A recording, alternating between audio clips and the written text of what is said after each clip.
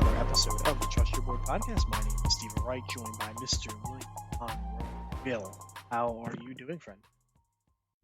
Steve, we are back. I am doing much better than I was mid last week.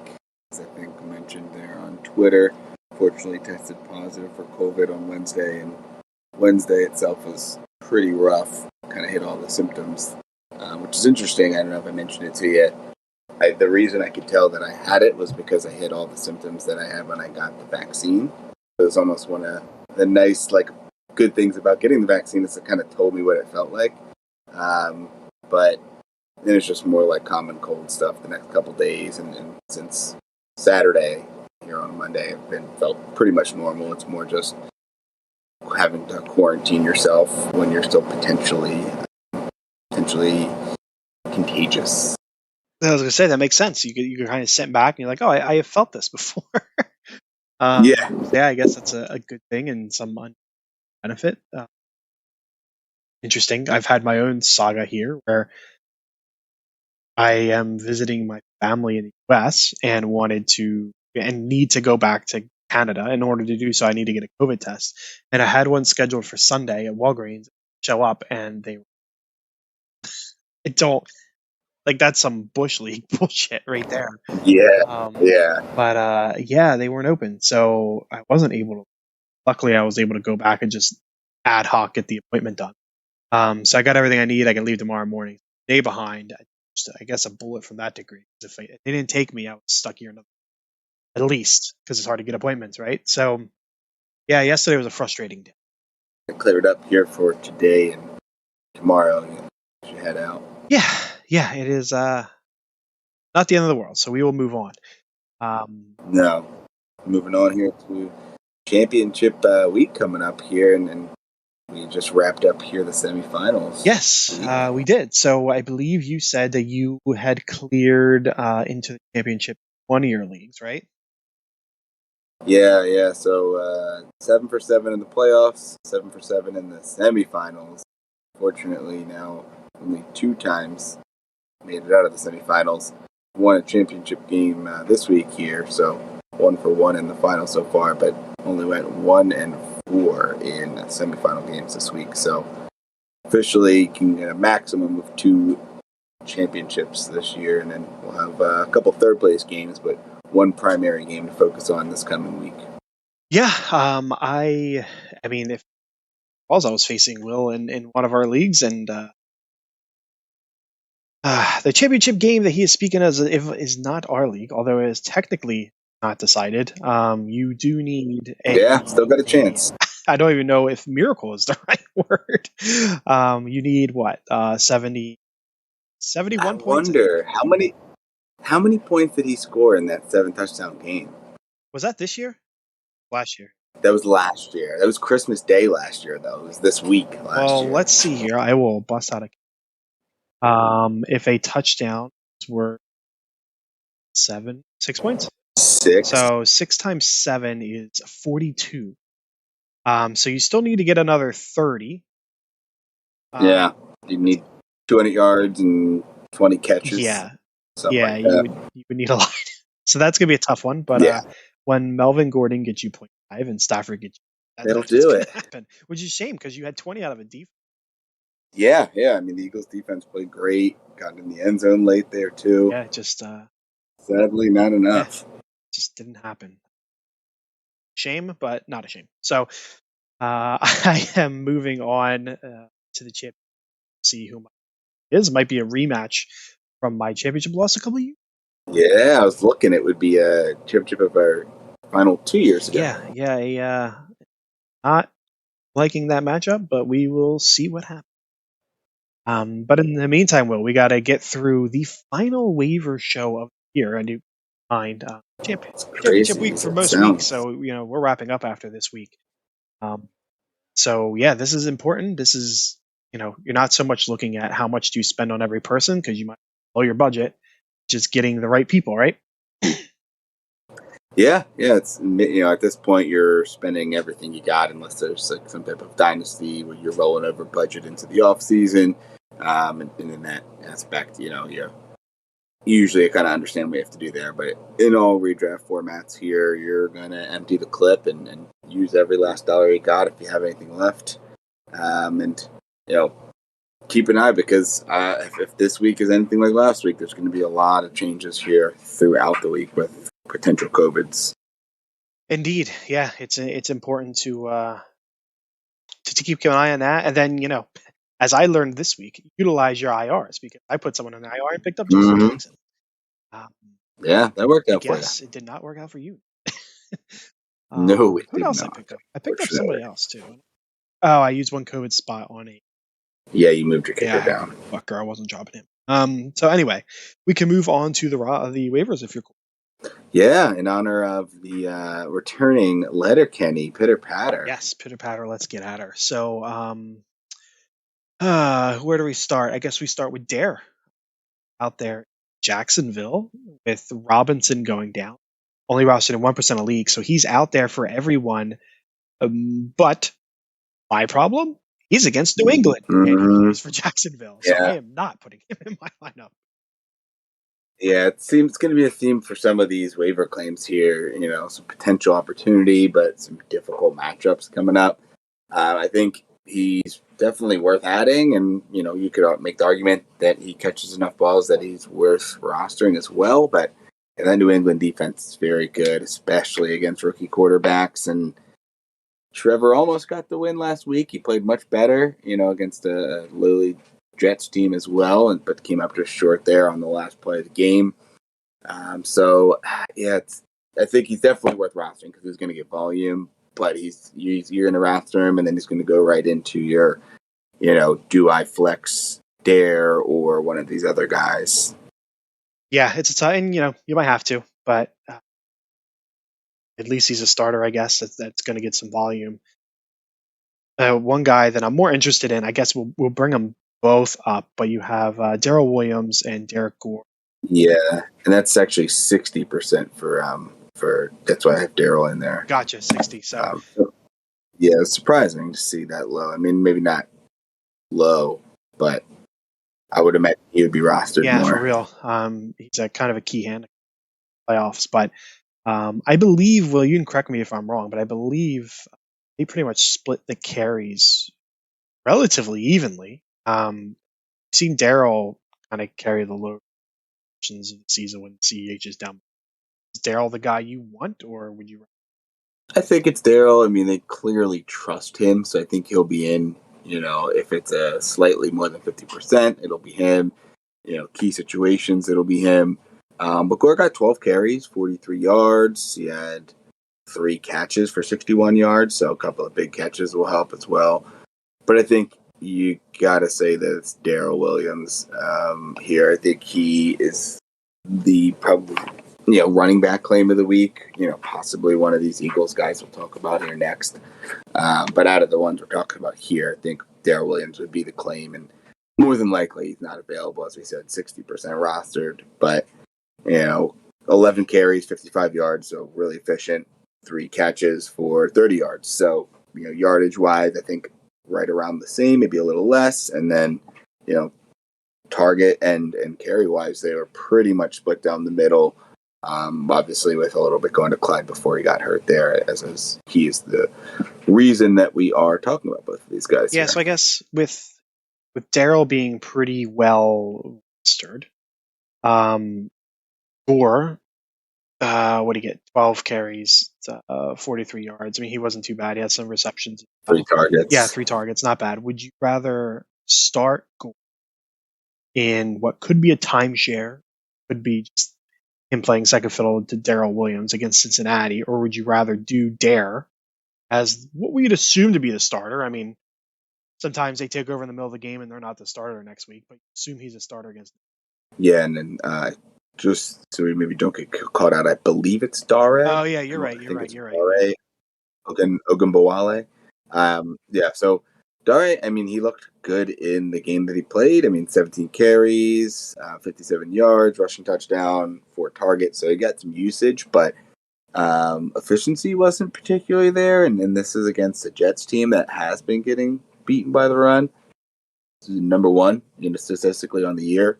I'm not sure if they're playing better more recently, but it's not great to see that be the case and then switching to New England. So I think I'd probably go with Gore in what I think is going to be a higher scoring game versus I can see this New England and Jacksonville game being more low scoring with New England's defense being what it is, Jacksonville's offense being a little dysfunctional, still getting their legs under them, and New England really just wanting to establish the run and not throw it much. Jacksonville's defense is, I think, middle of the pack at least. So I could see that being low possession, low score.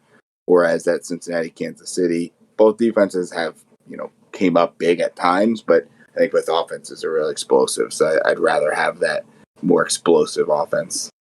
Yeah, I think I agree with you there. Next one here, Bill. 3-1, really. Boston Scott, Jordan Howard. Yeah. Well, 15, 16, 11% rostered, all facing Washington because they are all Philadelphia Eagles. Who are you interested in?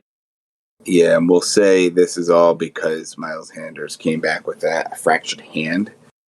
So I don't know exactly how long it's going to be, but long enough that it matters. He's pretty much done for your fantasy team. We'll see how long that stint is. Should they make the playoffs if he's back for any type of playoff fantasy? But as of now, he's gone.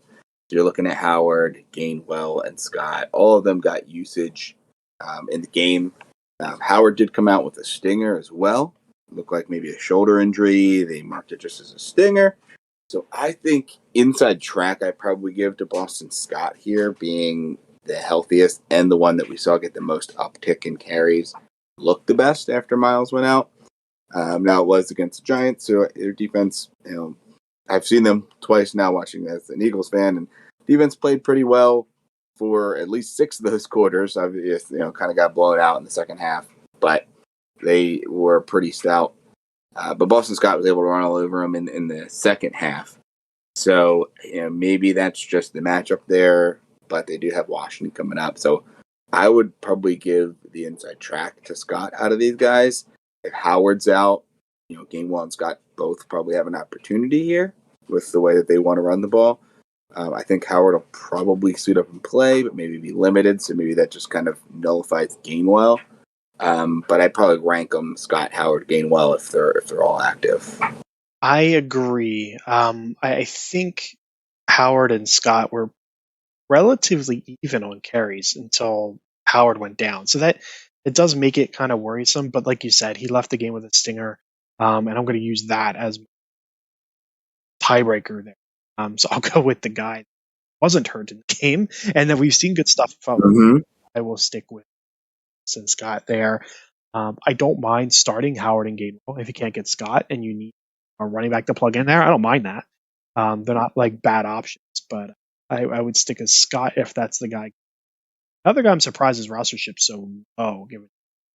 Yeah, it's interesting. I think and I was guilty of it as well in a couple leagues. It's just the last 2 or 3 weeks, he pretty much didn't see the field, even when what was marked as healthy and active when you had Miles and Howard playing. So I think that definitely dropped his rostership a good bit. Yeah, agreed. Next one here, Will. We got Jamal Williams, a high rostered chip here, up against Seattle. Interesting play here. 19 carries, which is what you want to see going up against Atlanta, not a great defense. And now he's going up against Seattle, another great defense, or another good matchup for the running back, not a great defense. 19 carries, 77 yards, so about 4 yards a clip. Not great, not horrible, kind of right in the middle there. You'd like to see him maybe get some more targets, but this seems to be another game that Detroit's going to be able to stay in. Seattle obviously, has the playmakers to be explosive, but just hasn't put it together this year. And their defense has given up a lot to the run, so I think 58% roster may not be available everywhere, but I do like Jamal Williams as an opportunity here as long as Swift continues to be out, which if you're Detroit, 2 games left, kind of what's the point? I would wrap him up, get him ready for next year because he is, going to be the centerpiece of if that team gets going. It's all about Swift. So I think it's going to be Craig Jamal. They keep talking about Swift as if he would play, but I'm with you. I just don't see why you would do it. Doesn't make any sense. So yeah, I'm with you. I like Jamal Williams. He'd be good. tough to get your hands on. Roster in 58% of the league. If he's out there, problem. And then finally, Will, a volume play to Burkhead. Roster in 14% of leagues up against San Francisco, like in Burkhead. Yeah, I mean, not a great matchup. San Francisco's middle of the pack statistically, but I don't know. They just always have a feel of having a good, tough defense. So it's not something you really want to go up against. He did have a great matchup this week against the Chargers, though, and did have 22 carries for 149 yards and 2 touchdowns, as well as 2 catches for no yards. So probably not banking on those catches. You can't really count on touchdowns, but he does have a nose for the end zone, it looks like, and he was very efficient with his carries, 22 for 149. So you're going to get the opportunity. It's just, is Lightning going to strike twice? Are they going to come out and beat another playoff team? It seems probably unlikely, but they are on a 2-game win streak. The suddenly hot Houston Texans here to end the season. He's one of those. I'd probably put him at the end of this list here, and it's just kind of a fallback volume play. Wouldn't be thrilled about it, but when it comes to COVID, I wouldn't mind having him on my bench as a guy to have to pivot to. Would you rather start him or Jordan? I'd probably, I think it depends on the situation that you're in. Probably more upside with Howard, with just an offense that's going to run the ball a ton against, in a matchup where they're probably favored to score more. If San Francisco goes up big, I think that is, goes up early and big. That's going to be a situation where maybe David Johnson or some of the running backs are worked in as pass catchers. I think Burkhead really got this usage the way it was because Houston was surprisingly up early and often, and the Chargers were playing catch up, but they never even really made it that close that that Houston didn't have to work away from running. They were running good, and they just continued to run the ball. So I probably would go Howard. But he's obviously a riskier play. As you get closer, you're going to see if he's actually active. Yeah, I agree on all points there. So that's going to wrap up the running backs here. Will, moving to the some exciting options here at the wide receiver position. Mr. Osborne has found himself in relevance again as Thielen has gotten hurt. Only rostered in 34%.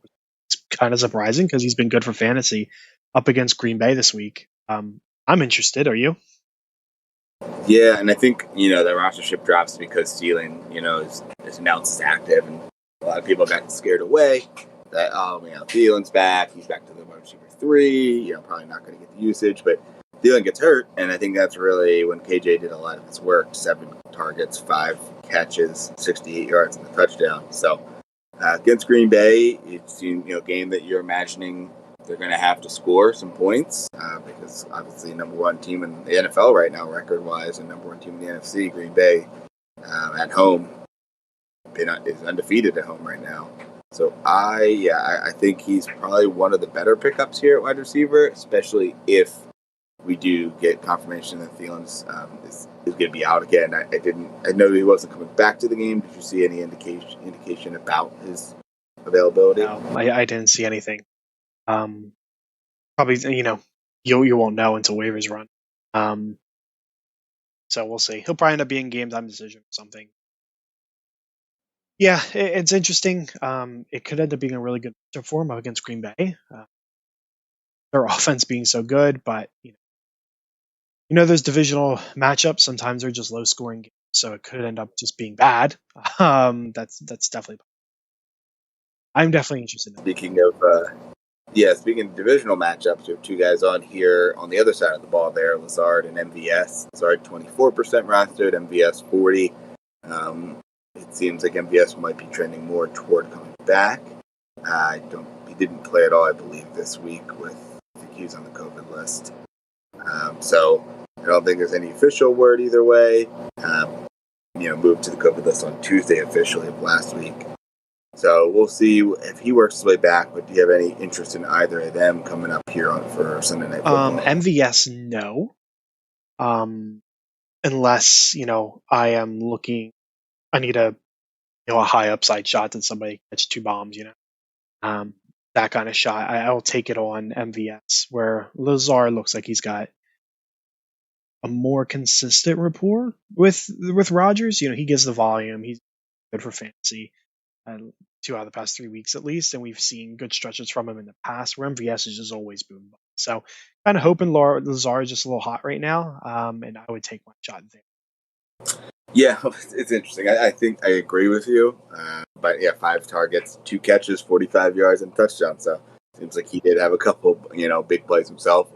But yeah, I think, even if MVS comes back, we've seen a lot of these guys that go on the COVID list that actually, take a little while to come back, get their conditioning back in place. So that's something that I think you have to monitor. If he's out, I think Lazard is, very good play. If he in, Large probably still the play of the two, but it may take a little bit away from him as we know Adams is going to get his. So I probably lean Osborne over both of them, but as long as Adams feeling this out, but I think Lazard is the play there over MVS. And if memory serves, I think Lazard had another touchdown that he dropped.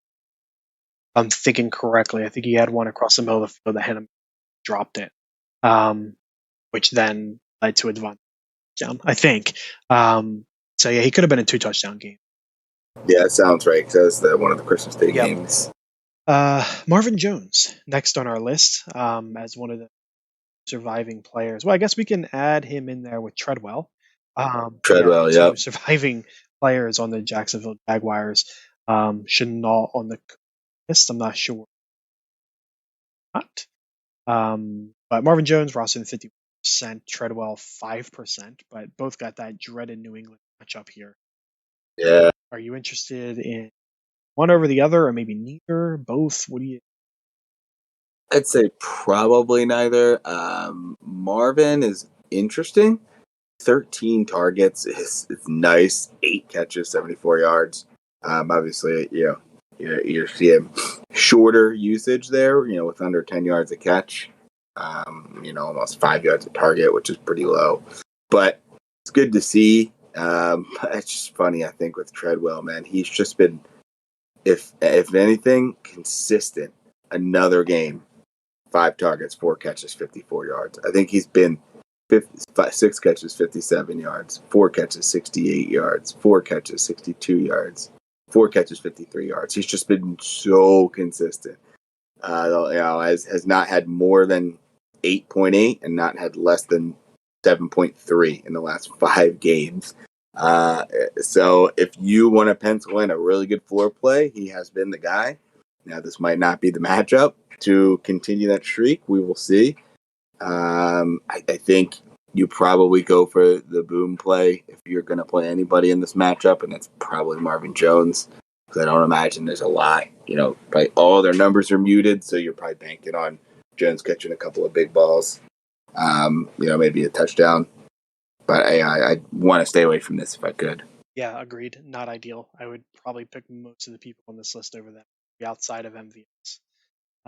But if I have to pick, I'll deal with more. Rashad Bateman, next on our list, had a interesting week that fantasy perspective.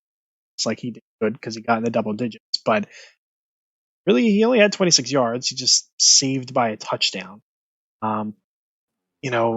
Volume, he's had 1 week 2 weeks ago where he had 8 targets. Other than that, his volume's really dropped off the last 5, 6, 7 weeks. Not going to sit here and count them. But he ended up with a touchdown, ended up with a decent day for fantasy. He has the Rams next week. I know you're interested to some degree, Bateman. Do you trust him enough to put championship?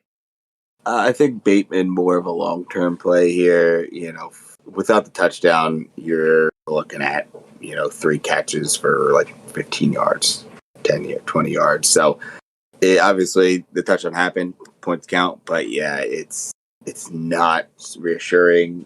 With the third-string quarterback there, we'll see if either of the other guys get back, and that helps a bit. But going up against the Rams is going to be tough. That defense is very good. We saw it again there against Minnesota yesterday.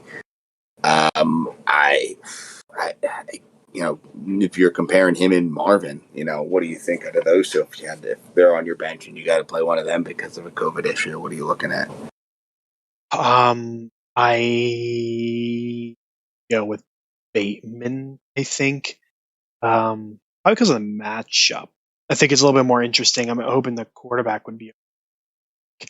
I would go with Bateman. That is a tough one. Yeah, he's probably the riskier. Like, if you want safe, like I know I'm going to get whatever 7 targets for 50 yards, I would probably go with Marvin. But if you want somebody that has upside to him, I guess I'd go with Bateman. Saying it, I'm not even sure, but Yeah. I think yes, I'd go. It all comes down to the Yeah, quarterback, it though. I does. mean, like if you get either of the other guys back, but he's still third in the pecking order too, behind Hollywood, behind obviously Mark Andrews. So yeah, it's tough. I mean, I like Bateman. Going forward next year and beyond, a dynasty, great. Redraft for next year. It's just as long as the passing volume goes up, and he clearly has a talent. So I think you're happy if you have him in a longer term league. But this week, I think that could be a little bit more of a flash that he's going to be added a lot more places, and maybe doesn't yield you what you're hoping for. Yeah, agreed. Last guy here, Robbie Anderson, 10 targets, 58 yards, about 5 of those targets. So not a stellar week from like a point perspective, but the volume was surely there. What do you think of him?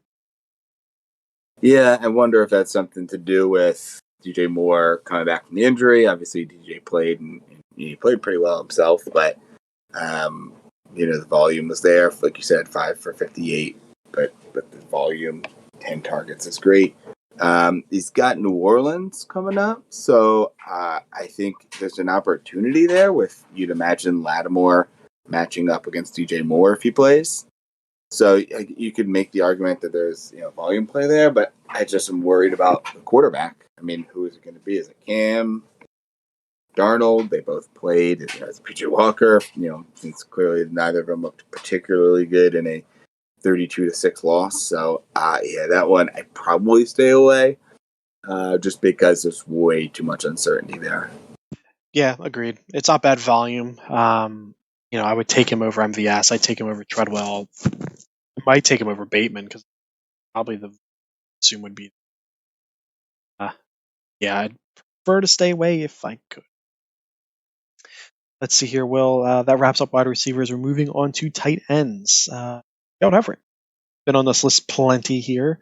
Um, let's see. Everett, Graham, Komet, Morneau, CJ Uzama. Like, who's jumping out of you at tight end position here? I mean, it's funny because I put Graham and Komet on there because Graham once again steals a touchdown from Komet. So, with those two, do you want to just get the kind of the guaranteed 4 for 40 volume of Komet, or do you want to take your shot at a touchdown with Graham? Probably neither. Komet, maybe the snow game, maybe hurt him a bit. Moreau is interesting as well because he's clearly involved when Waller's out. So he might be the play here. But Everett turns in another good game, 4 for 68 and a touchdown. So you like to see those numbers. Clearly still going to him with Detroit. I think for me, it's probably Everett and then Moreau are the two I'd be looking at here. Yeah, I agree. CJ Uzama is hard to trust. Morneau's been solid. I don't know if Waller is coming back. Obviously, no one seems to know. And yeah, Graham and Komet is just kind of pick your poison on the touchdown. It will be interesting if Graham leaves the Bears. I think it's going to be something that people aren't going to make a big deal about because he's Jimmy Graham. Like half the people don't even know he's on the Bears. But from a fantasy perspective, that could make Komet a steal next year. If he's getting those touchdowns instead of giving up to Graham, that would be kind of interesting to see him and then another year of Fields. So it's something to keep an eye out on for next year. But I agree with you. I would rather have Everett right now and then Everett. Yeah, I think that's probably what you're looking at for tight end. Obviously, nothing there. So hopefully, you've already got someone on your team you've been rolling with. If you got this far, I would imagine so. But those are your potential options there if you need to pick someone up. Another position that ideally you've been rolling with someone here to get you to the championship week because it doesn't look great is our quarterback streamers. Yes. So let's see here, Will, who you're interested in. We have Wentz versus the Raiders. We have Jimmy G versus Houston. Tua at Tennessee. Baker at Pittsburgh, Pittsfield, and Goff at Seattle. not great. Who you like? No. Can I interest you in Gore number 6? Okay. What do you think about the injury news coming out here about Jimmy G with a potential thumb sprain that potentially could keep him out this game? Do you risk Trey Lance experience against Houston in the championship league? I don't want to, but maybe. It's tough. His games earlier in the year weren't great. I think he put up like 25 in one game, but then didn't get to 20 in the other. So 25 is good. It's not like amazing, but it's good. That would be a tough ask. I mean, with that said, I would probably start him over to a Baker and Goff. Just they're not producing that much. I think I would. You know what? I think I'd play him over Wentz too. Yeah, that's the scary thing. Like, there none of these guys. Like, out of these guys, I think Tua and Goff, call out to me the most. They have been playing fairly well in games they've been healthy, and they have decent, if not plus matchups with Tennessee and Seattle, respectively. So I think those are the guys out of this list that call to me. Vegas, has played pretty well against the receiver, and Indy's just been running the ball so much. You're really just hoping for Wentz to get a touchdown or two. I mean, 225 and 2 is solid, but it seems like kind of feeling for what we've seen from him in recent weeks. So I think Tua or Goff is the interesting thing to me. And if you want to shoot for the moon, I mean, Trey Lance could be a sneaky ad and just have on your bench. And once again, with COVID issues going on, not bad to have him sitting there. If he does start, if your quarterback gets a COVID issue, plug him in. Yeah, that gets me thinking a little bit how stupid I want to be in our championship, because I do have Kyler, and it seems dumb to bench Kyler, but he really hasn't been great since Hopkins went down, and he's got Dallas's days playing. yeah, incredible. he's got Dallas, and that's oh man, leave it to me to do something Glory stupid. play. Yeah. I'd do it too. Are you getting back into your gambling days? Maybe. Yeah, roll the He's dice a the little bit. gambler. I mean, I already said, like, I looked at the matchup and I wasn't happy with my team versus his. He's got a lot of good matchups, and I do not. So maybe I'm looking to roll the dice. Oh man, I don't want to think about that. Let's move on. I'm with you. Everything you said. Defensive streamers here. Will Seahawks versus Detroit, the Browns at Pittsburgh, the Bears versus the Giants, and the I'm not thrilled about any of these. I think Seattle probably is the best one. A home game for Seattle versus Detroit is playing better, not great. It seems scrappy though, so that one is a little scary. Man, Pittsburgh looks so bad, but I can't see them being that bad. Monday Night Football at home versus a rival Browns. So while the matchup may look good there, and the Browns defense is pretty good, I just can't imagine the Pittsburgh team that showed up this week against Kansas City will show up on a Monday night game at home. So I just don't think I can play the Browns, even though I think that is going to be a hot team to pick up and play based on recent performance by the Steelers.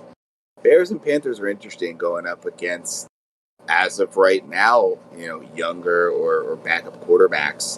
The Giants switched from Fromm to Mike Glennon mid-game. Neither really looked very good against the Eagles. And the Bears, played okay against Seattle.